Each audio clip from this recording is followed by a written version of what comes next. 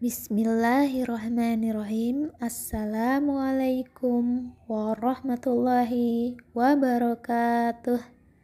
Selamat pagi Soli dan Soliha semuanya. Apa kabarnya pagi hari ini? Semoga semua dalam keadaan sehat dan juga masih semangat ya. Demikian pula ayah atau bunda yang sedang mendampingi, amin. Dan apabila ada yang sakit, semoga lekas sehat ya. Nah, hari ini Jumat 26 Februari 2021 kita akan kembali mempelajari materi tematik ya. Tema 6, subtema 4, PB1 atau pembelajaran 1. Ada pada halaman 161 sampai 165. Nah, mari kita buka bukunya nak pada halaman 161. Nah, pada halaman 161 ada tema 6, subtema 4 tentang bekerja sama menjaga kebersihan dan kesehatan lingkungan. Pendamping pembelajaran 1. Nah, kita akan membaca pendalaman materinya ya. Yuk nak, kita baca bersama. Mengenal ungkapan pemberitahuan. Lingkungan alam adalah ciptaan Tuhan. Sebagai manusia, kita harus memeliharanya. Kita tidak boleh membiarkan lingkungan alam menjadi kotor dan tidak sehat. Lingkungan yang kotor akan membuat kita tidak nyaman dan membuat mudah terserang penyakit. Menjaga kebersihan lingkungan merupakan tanggung jawab semua warga. Nah, jadi kita harus memelihara lingkungan ya nak ya. Kita harus bekerja sama membersihkan lingkungan. Jangan sampai lingkungan kita kotor ya nak. Karena kalau lingkungan kotor membuat kita tidak nyaman dan juga lingkungan tersebut menjadi tempat bersarangnya bakteri dan kuman. Nah, di bawahnya ada percakapan. Yuk kita baca percakapannya ya. Hari Minggu ini kita akan bekerja bakti. Kita harus segera membersihkan sampah-sampah di selokan agar desa kita tidak banjir. Baik Pak RT, saya akan beritahu warga lain agar mereka bisa meluangkan waktunya di hari Minggu.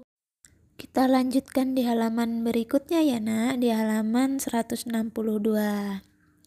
Pada percakapan tersebut terdapat ungkapan pemberitahuan.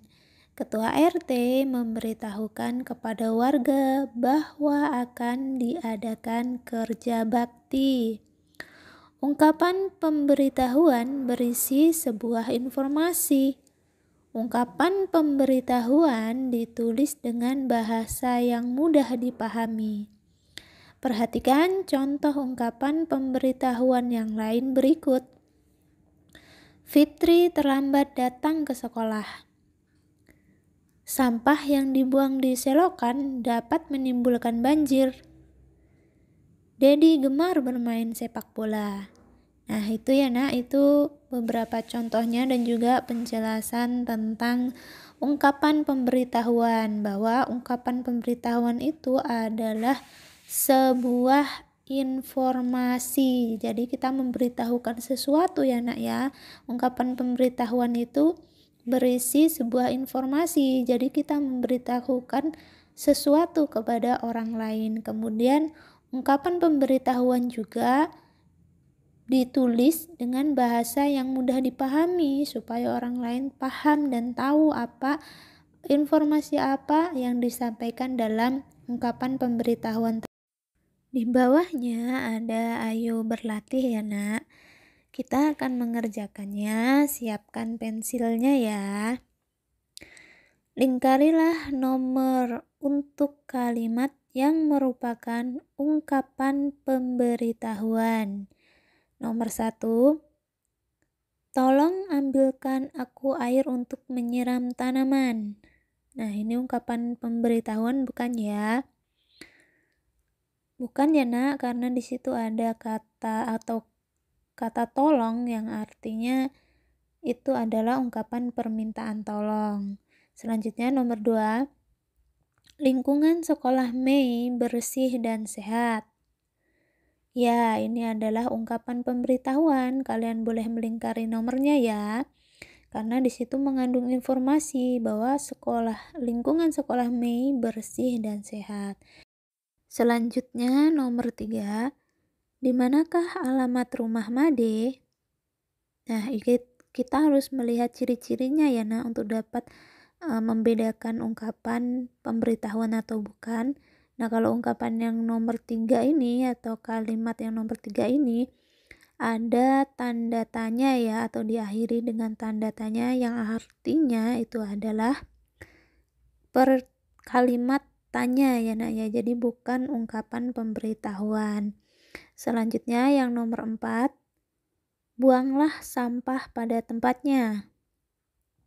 Nah, ini ciri-cirinya juga di belakang kalimatnya diakhiri dengan tanda seru. Kemudian di depannya ada kata buanglah yang artinya ini adalah ungkapan perintah ya nak ya, bukan ungkapan pemberitahuan. Selanjutnya yang nomor 5, kerja bakti akan diadakan secara rutin setiap hari Minggu.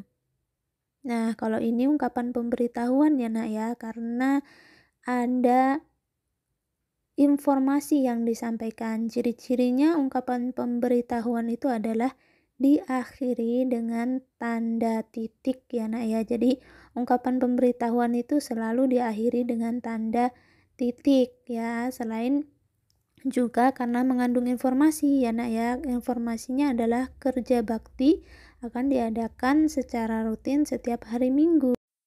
Dan yang terakhir nomor 8, Komang mengumpulkan bantuan untuk korban banjir. Nah, ini juga ungkapan pemberitahuan ya nak ya, karena di akhir kalimat diakhiri dengan tanda titik ya nak ya. Kemudian mengandung informasi bahwa Komang mengumpulkan bantuannya untuk korban banjir ya nak. Jadi kalian lingkari ya tadi yang termasuk ungkapan pemberitahuannya. Di bawahnya ada pendalaman materi muatan PPKN ya nak. Kita baca bersama. Menaati aturan menjaga kebersihan lingkungan.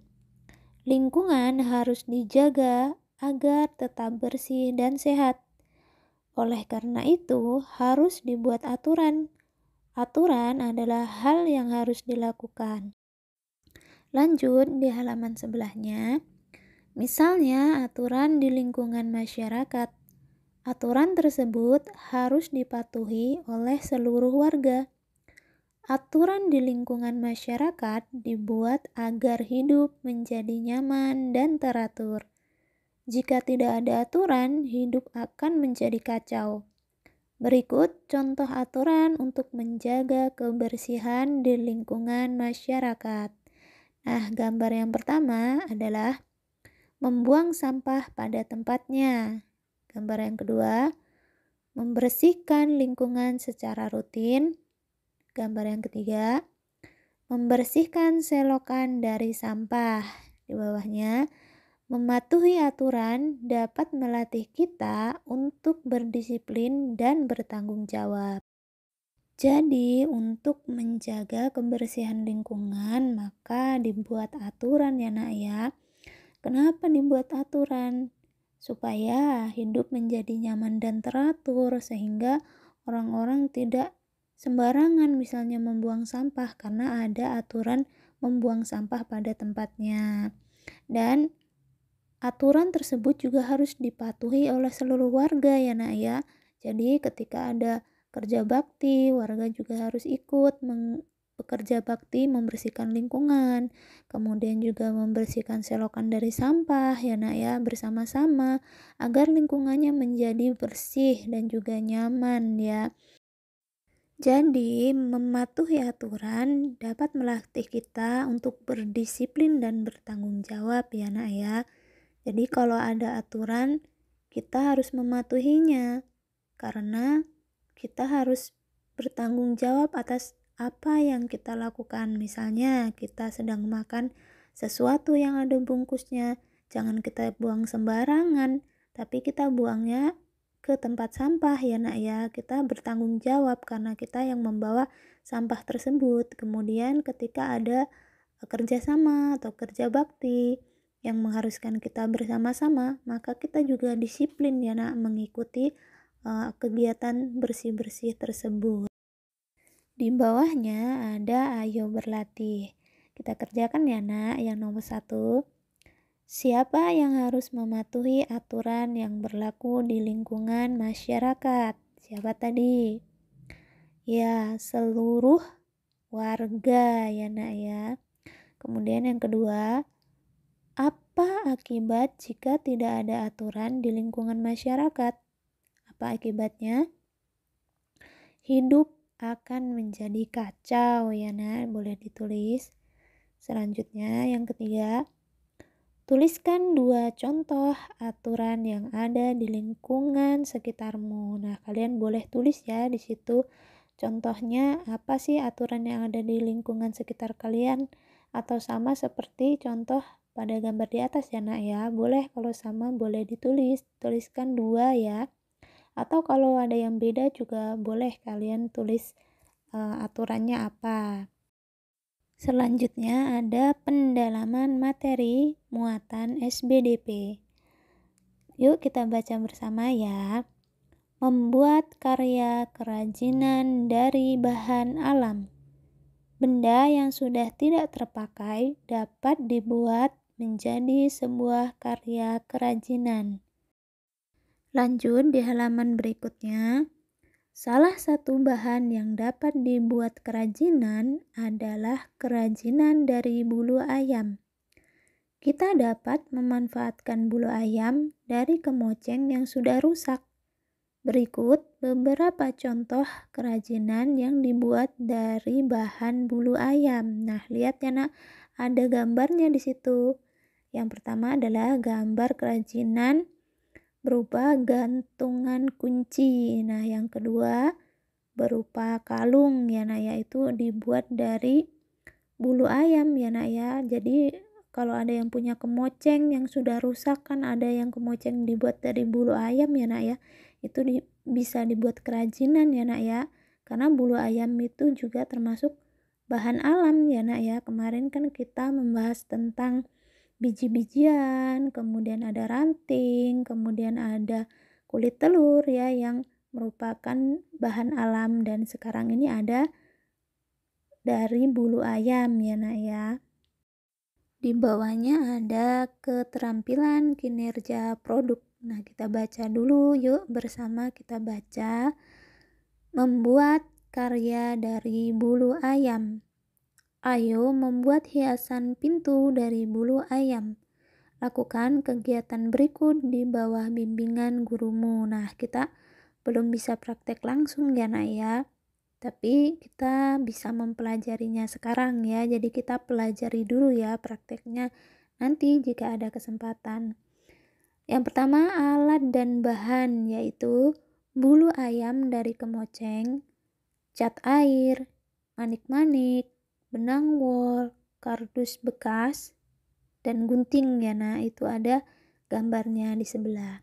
Selanjutnya kita buka halaman sebelahnya.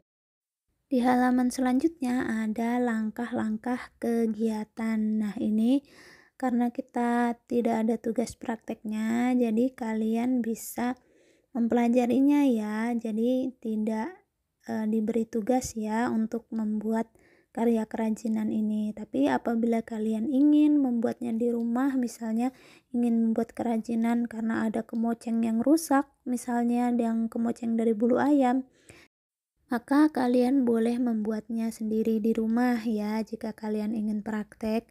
Namun ini tidak diwajibkan. Bagi kalian yang ingin membuatnya, boleh ya ikuti langkah-langkahnya seperti pada halaman 165. Baik, cukup sekian pembelajaran kita pada pagi hari ini. Semoga bermanfaat. Semoga kalian dapat memahami dan semoga kalian tetap semangat untuk melanjutkan pembelajaran yang berikutnya ya nak ya. Ibu akhiri, wassalamualaikum warahmatullahi wabarakatuh.